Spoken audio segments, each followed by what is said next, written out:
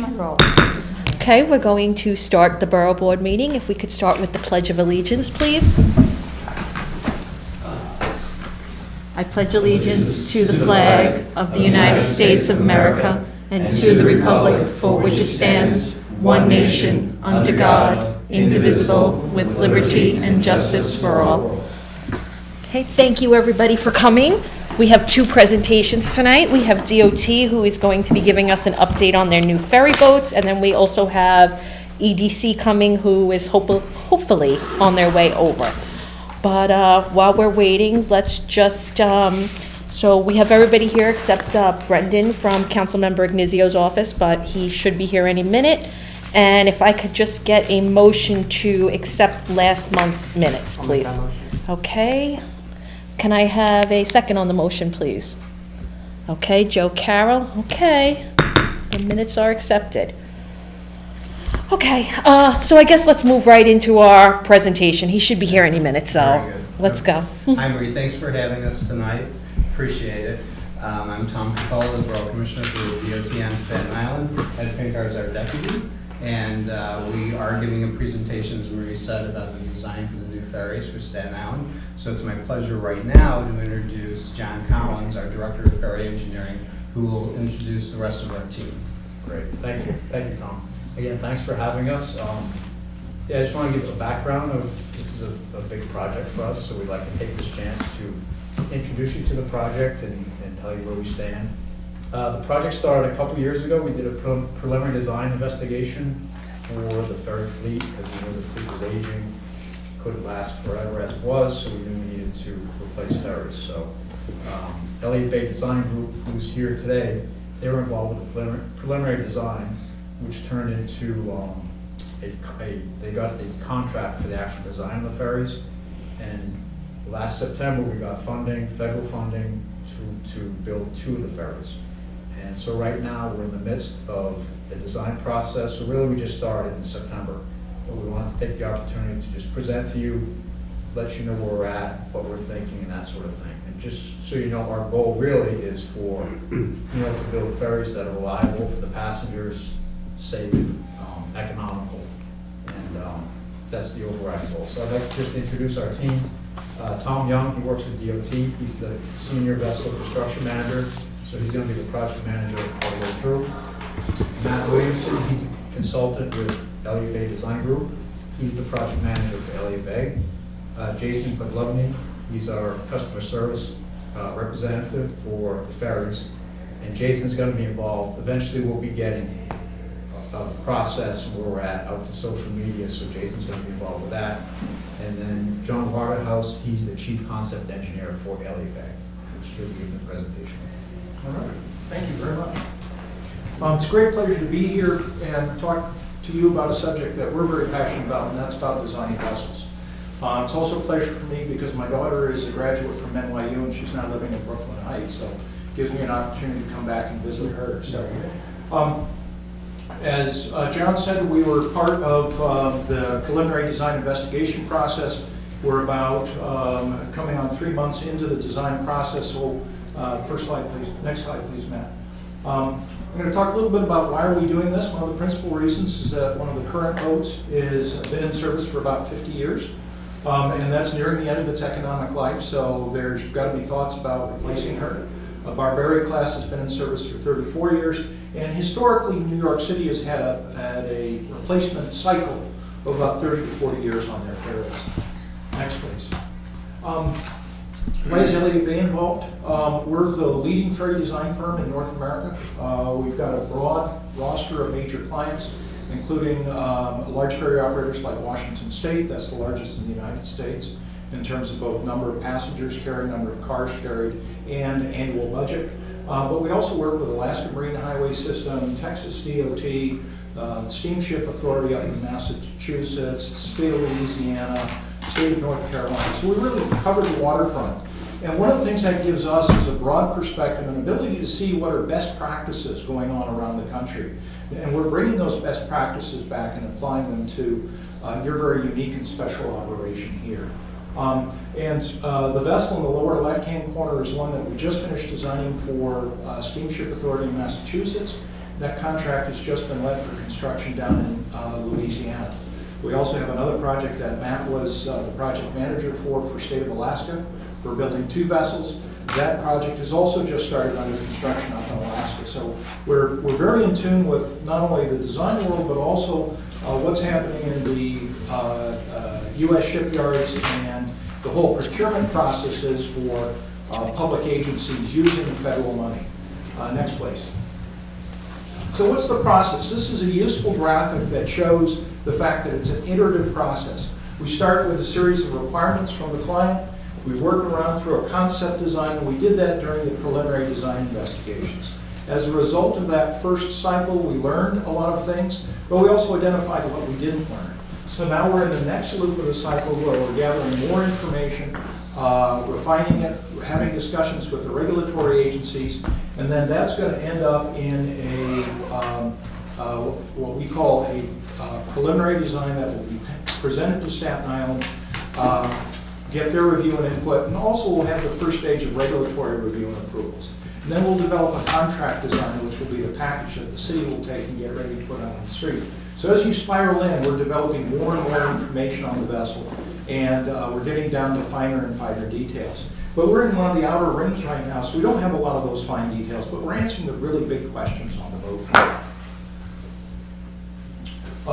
The preliminary design investigation was a valuable process. We went through and we interviewed customers. We looked at demographics of what is the growth of transportation demand going to be in the region.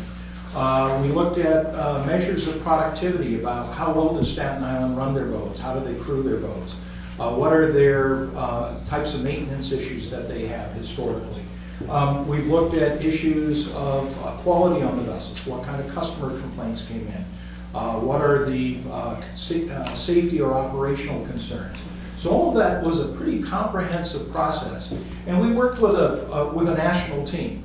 KPFF is a firm based out in the Seattle area. The fellow who headed that up is a former head of Washington State Ferry, so he brought all that operational experience with that large ferry system to the examination of what's going on here. Ourselves, Halpro is a New York firm. They help do all of the traffic demand forecasting, working with your regional transportation models to again try and look because the life of a ferry is 20 to 30 years, we have to look at kind of designing for that 20 to 30 year point out there in terms of what the demand is likely to be. And finally, we had another firm, Martin Ottaway. Martin Ottaway is kind of a cool firm because they've been in business for, I think it's 114 years now. Long-time firm, a lot of experience in the marine industry, and what they help do is go through and actually we conducted physical surveys on the existing boats to again identify chronic issues and to get a better understanding of what is the remaining life in your current fleet of ferries. Next please, Matt. So all of this has led to the key design considerations, and as I said, we've got the box pretty well defined. It's got a length, it's got a beam, it's got a water draft that we have to work with, and it's got an air draft with the shape of the terminals that we have to comply with. So those are sort of setting the envelope in which we as designers and engineers can begin applying our craft. Speed, one of the critical things is for this vessel to maintain schedule reliability during commute hours. So a lot of discussion about what's the design speed, what sort of power reserves do we have to make up schedule, and what is the ways we can design the boat to make it as efficient getting in and out of dock as possible in terms of maneuverability. We're looking at deck heights and setbacks. This has got to mate with existing terminal facilities, so we want to make sure we've got that right. And for the full range of tidal conditions that you're looking at, and also for the full range of vessel operating modes. So, obviously the difference for the ferry between being full of people and full of fuel is very different from when that ferry is running with very few people and less fuel. So trying to get that matching between the vessel, which moves up and down, and the terminal dealing with various tidal situations. And of course our baseline has always been the Kennedy, because that's the what we heard loud and clear is that is the preferred vessel in the fleet. But we're also looking at the Barbary because mechanically below the main deck, that's been one of your most reliable vessels and your most maneuverable vessels. So again, we're trying to take those best pieces and put them together. So priorities, first of all, we have to meet Coast Guard regulations. We don't do that, we don't sail. We have the American Bureau of Shipping, which is a third-party regulatory body that will be working with the Coast Guard to help set standards for the design and construction. So we need to meet their requirements. Then, as I mentioned, the on-time performance and meeting the passenger requirements, trying to get folks on and off the boats in a quick, seamless manner, providing a comfortable ride, and finally, the amenities that they have come to expect when being on a Staten Island ferry. Reliability and security, those are part of the new world that we're in. You need to keep the boats running, but you also need to make them secure in the post 9/11 environment. And then finally, we want to leave a gentle impact on the environment with these new boats. So we're looking at all kinds of things as ways to make them environmentally friendly, and one of the main drivers there is that the Environmental Protection Agency has mandated new standards for engine emissions that will be applied to this vessel project given the horsepower range of the engines that we're looking at. So that's really the main driver on our propulsion side. Next please, Matt. Here's a profile view of the vessel, kind of where we're at today. It's still subject to change as we're working through these various requirements and working with Coast Guard on issues of arrangements for things like, where are we putting the rescue boats? How are we getting folks off the vessel in emergency? So still subject to change, but it gives you a feel for what the new vessel will look like. And then finally, questions. And I love this photo because some things are the same. You still have passengers wanting to get off the ferry when it comes in. And so there's that long history of how do we work to provide that seamless transportation for people in Staten Island. But also, things are different. We no longer divide the boat into men and women. And it to me, is just this great capsule of what New York City is. So, questions? Yes, just one question. About cars on the ferry. I know we haven't done that in years. I'm not sure if that's just totally scrapped, if that's, I know that since 9/11, we haven't had that.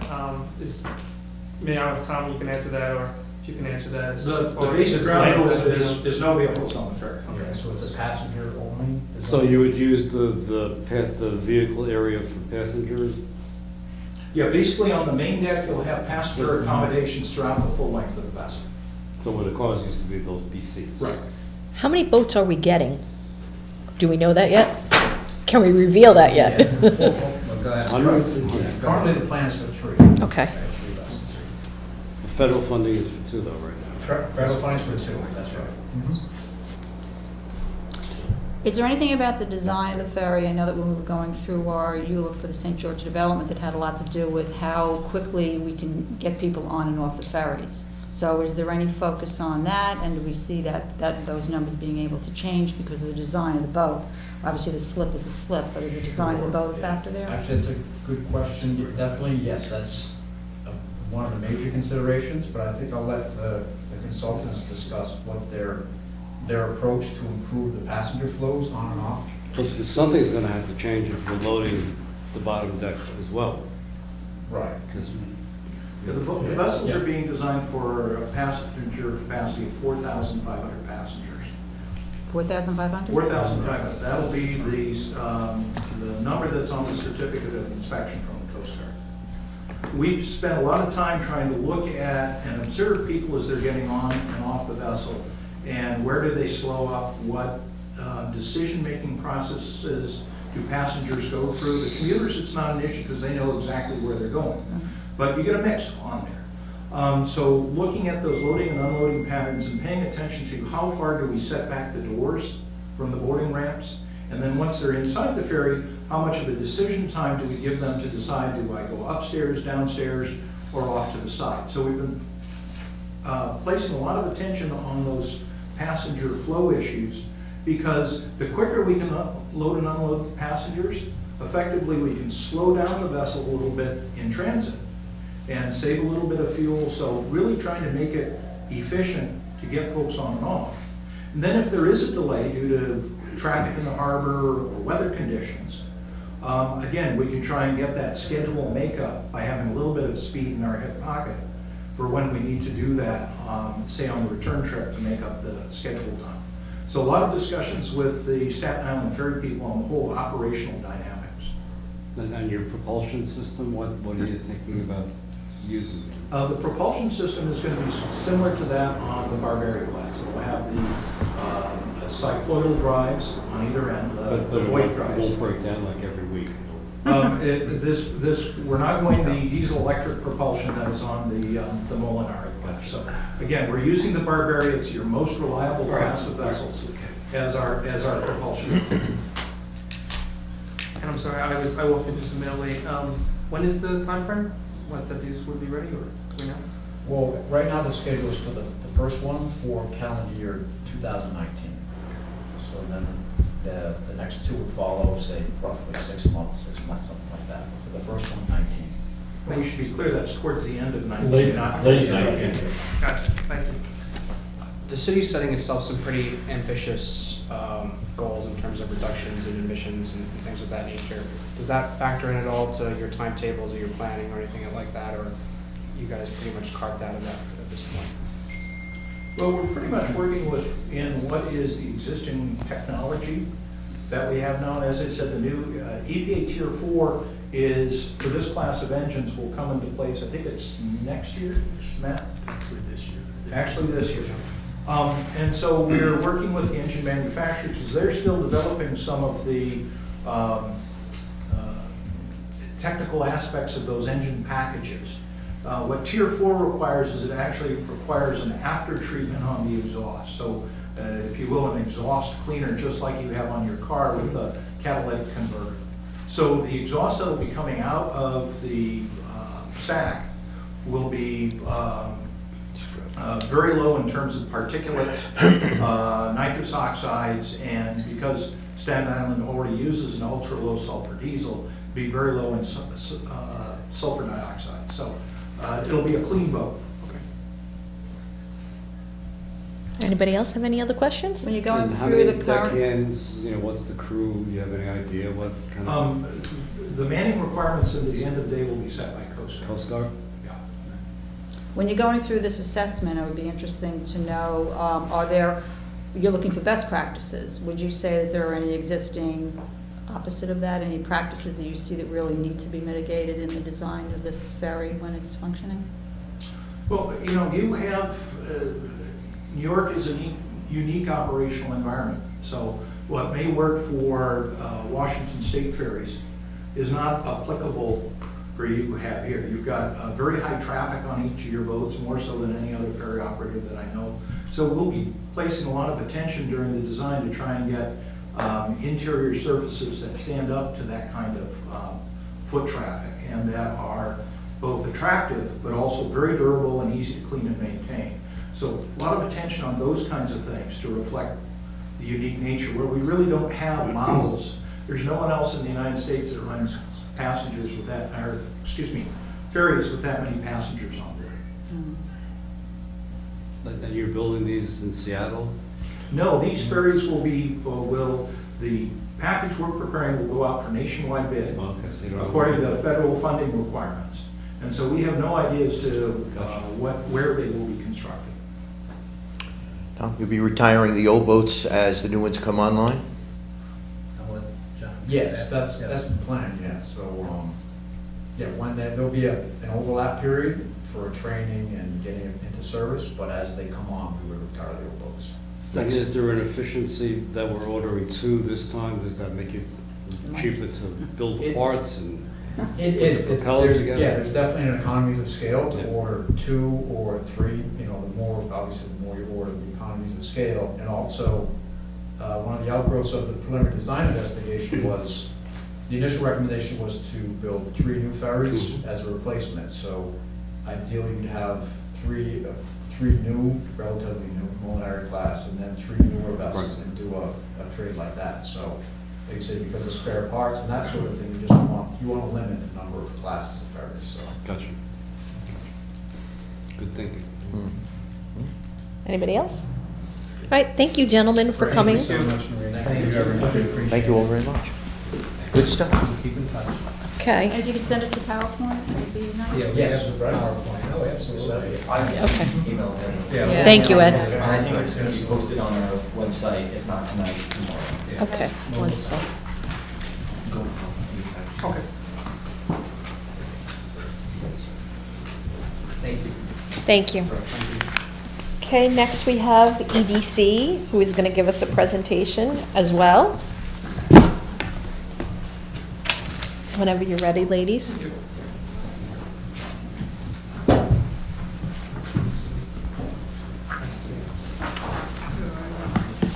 And can we just, where's the sign-in sheet?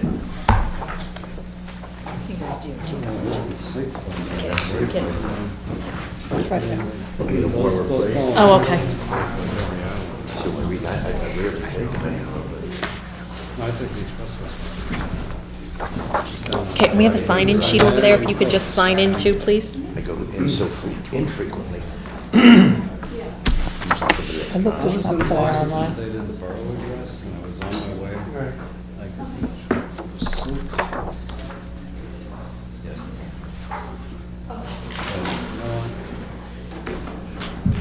why do I want to 10-degree? Okay, whenever you're ready, you can start. Hi, well, Maybe my get name the is, big picture. Why? hi. Apparently Joe's not ready. So my name is Claudia Flores, and I'm the senior program manager for Blueprint to Success. Part As of far as our, the, yeah, thank you very much. Those are really good. Titch, titch. and with me is also Tommy Kim, who is the senior vice president of the Opportunity MBB program at BC. So I Oh, and hi, Eleni. Hi, everyone. So I just want to go through the agenda real quick. We're going to go into some details about our Opportunity MBB program, which is a program for minority and women businesses. And then we'll go through the program overview about Blueprint to Success. We'll talk about the application, and then we'll open it up for questions. So, as one of the main drivers of New York City's economic development agenda, we look to increase the quality of life of all New Yorkers and increase the participation of diverse business communities throughout the city. So in doing so, EDC created Opportunity MGBE to offer support and develop certified minority, women, and disadvantaged businesses. So we do this in a couple of different ways. The first is that we set MGB DBE goals on most of our construction projects, and we also have a series of capacity building programs that help build up these businesses. So the first one is our Kickstart loan program that's upfront capital and cash flow assistance loan program for MGBs that are working on any public sector project. The second is Money Matters. That is our financial literacy program. And it also ties back to having access to these Kickstart loans. And then Blueprint to Success, which we'll dive in a little bit.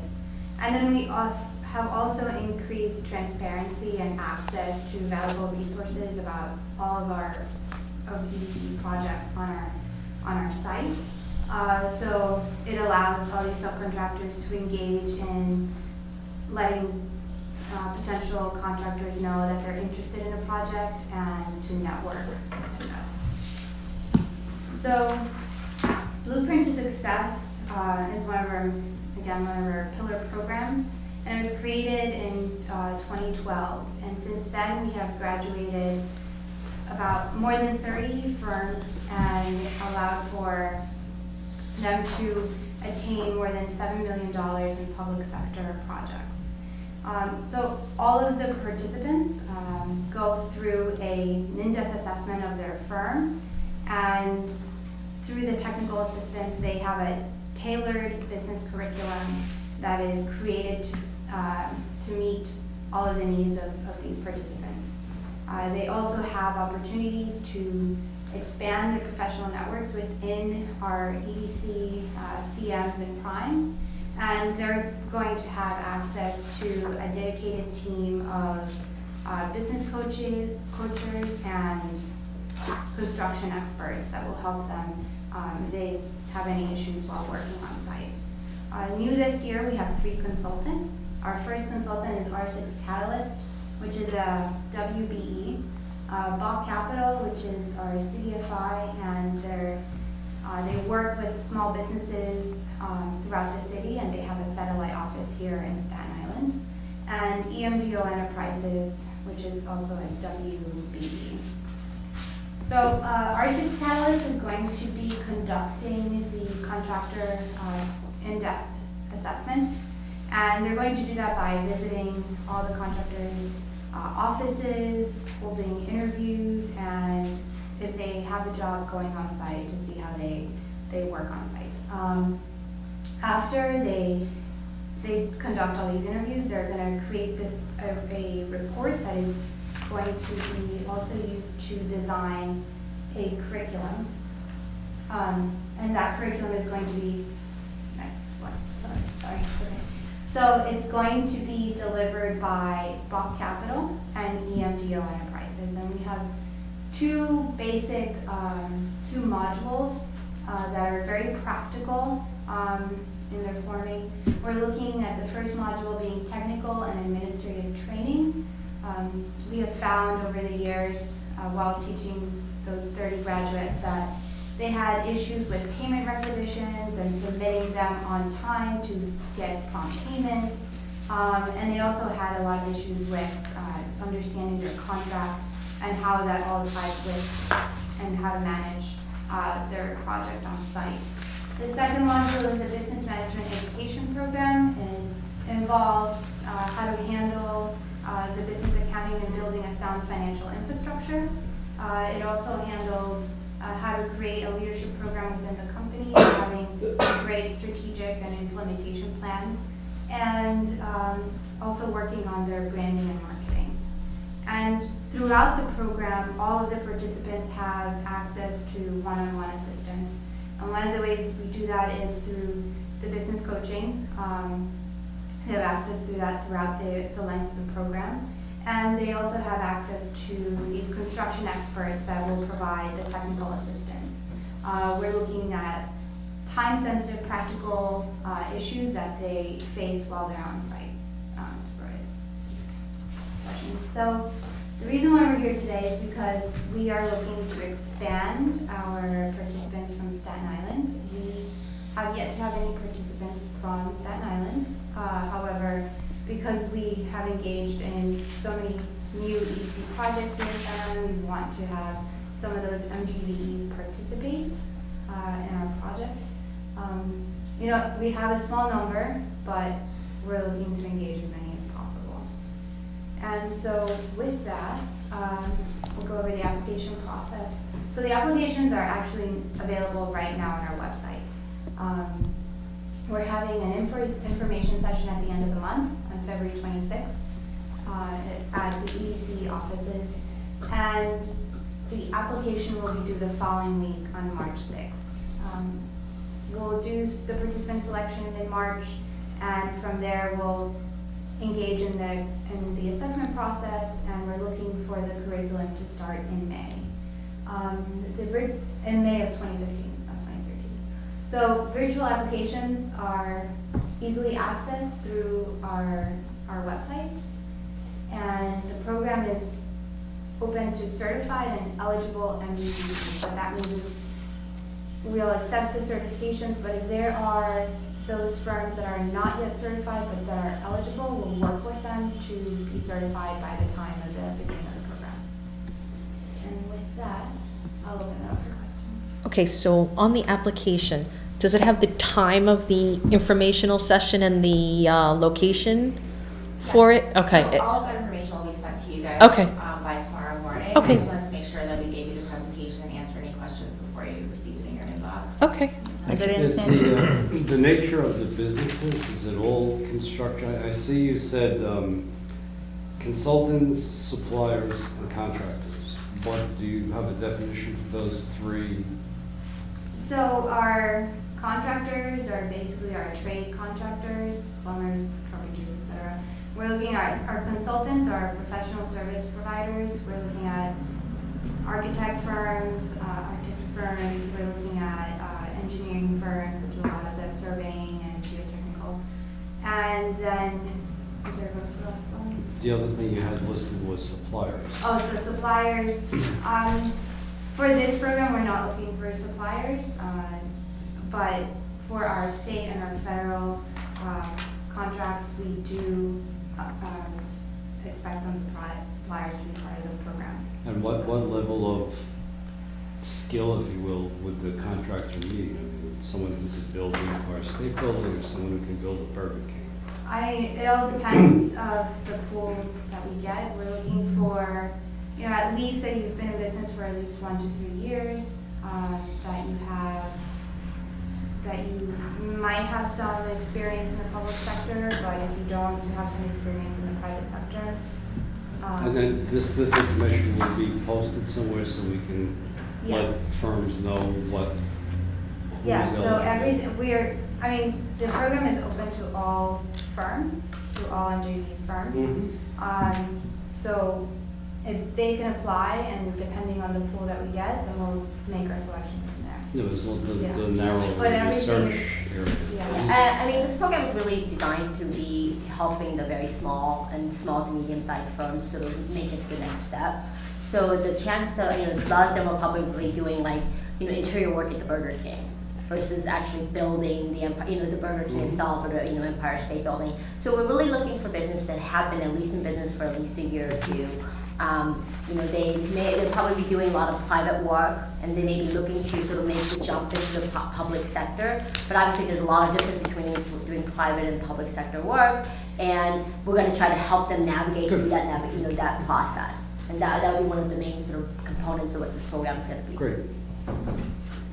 I don't have a good understanding of the commitment of time that a firm is making if they're accepted into the program. I mean, they're in business to be running their business as opposed to, so it's that chicken or the egg kind of thing. So what kind of commitment do these firms need to make?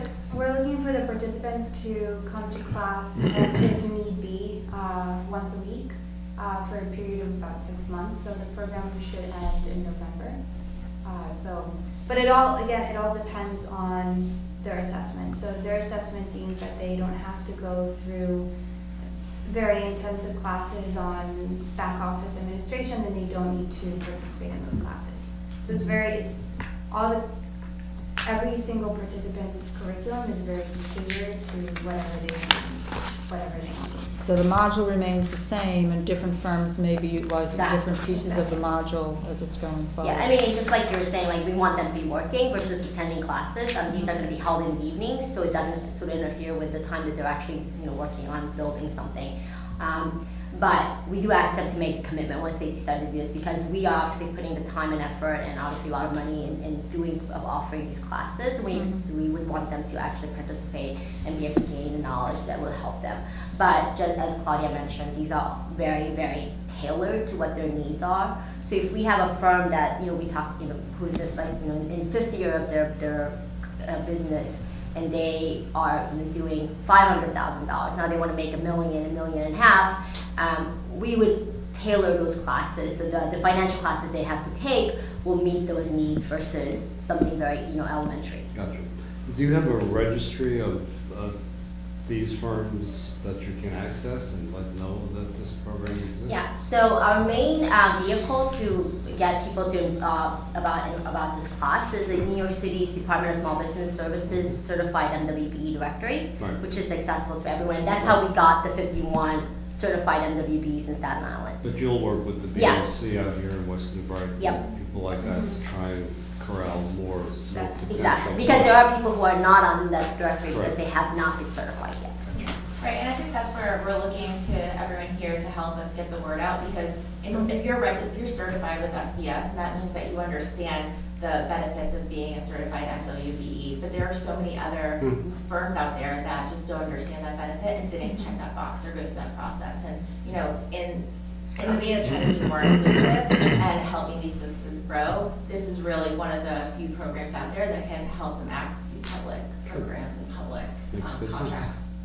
And the info session is the end of February, on the 26th, I think you Yeah, said? 26th. And did I understand it's off island? Yeah, it's at our offices in Manhattan. Any thought to allowing it to be on Staten Island for all the obvious reasons? I was thinking the same We would love to. I mean, it really depends all on scheduling and in terms of how much, outreach that we could do within the neighborhood and within Staten Island. If you could help us do that, we'd be more than happy to come out and do an info session. Well, I mean, our office is happy to help you identify a Okay. venue. Your response and- may be greater if you held it here in Staten It Island. makes a tremendous difference. Mhm.